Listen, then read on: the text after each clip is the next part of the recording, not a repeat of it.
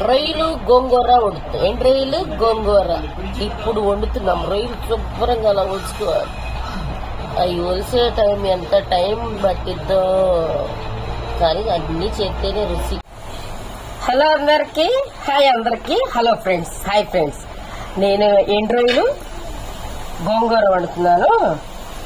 కొంచెం ఉల్లిపాయలు, కొంచెము టమాటాలు, కొంచెం పచ్చిమిరకాయలు వేసి గోంగూర కూడా వేసి ఉడకబెడదాం. వాటర్లో వేస్తే కొంచెం ఇసుకంతా నీళ్ళల్లో దిగిపోతుంది. కొంచెం నానబెట్టుకోవాలి. గోంగూరలో భలే వండిద్దండి, సూపర్. ఎండ్రాయిలు గోంగూర చేస్తాను. గోంగూర, ఎండ్రాయిలు, ఉల్లిపాయలు, పచ్చిమిరకాయలు అన్నీ ఉడికిన తర్వాత పచ్చిమిరకాయలు ఎక్కువ వేసానండి. కారం కొంచెం తక్కువ వేసుకుందాం. ఈ గోంగూరకి సరిపడా ఉప్పు వేద్దాం. ఎండ్రాయిల్లో కొంచెం వేద్దాం.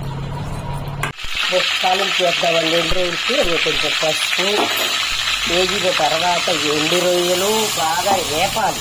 అందులో పడి పొయ్యి మీద ఏం పెట్టానో మర్చిపోయానండి. మధ్యలో మీటింగ్ వస్తే చూసారా అలా ఎర్రగా వేగినాయో.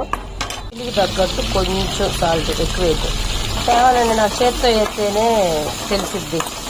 నాకు తెలియదండి ఆ క్లాసులు మాసులు. మన ఇంతే మాసే కూరమ్మ. వేగిన ఎండు రొయ్యల్లో మెత్తగా ఉడకబెట్టుకున్నాం కదా. ఏంటిది? ఇది గోంగూర, టమాటాలు, ఉల్లిపాయలు, పచ్చిమిరకాయలు చాలా వేసుకుంటే టేస్ట్ కొనిద్ది. ఇప్పుడు దీనిలో వేసేద్దాం. ఒక్క చేతితో వీడియో తీసి ఒక్క చేతితో ఫోన్ పట్టుకోవాలి. కొత్తిమీర నేను గోంగూర కడిగేటప్పుడు అందులో వేసి కడిగేస్తానండి. కొత్తిమీర, పుదీనాకు మీకు వీడియోలో పెట్టలేదు కదా. అది నేను గోంగూర కడిగేటప్పుడే కొత్తిమీర అన్ని కలిపేసేసుకుంటా. గోంగూర ఎండ్రాయిలు సూపర్ ఉంది ఫ్రెండ్స్. ఇలా వండుకుంటే చాలా టేస్ట్గా ఉంది, బాగుంది. నచ్చితే ఒక లైక్, ఒక సబ్స్క్రైబ్.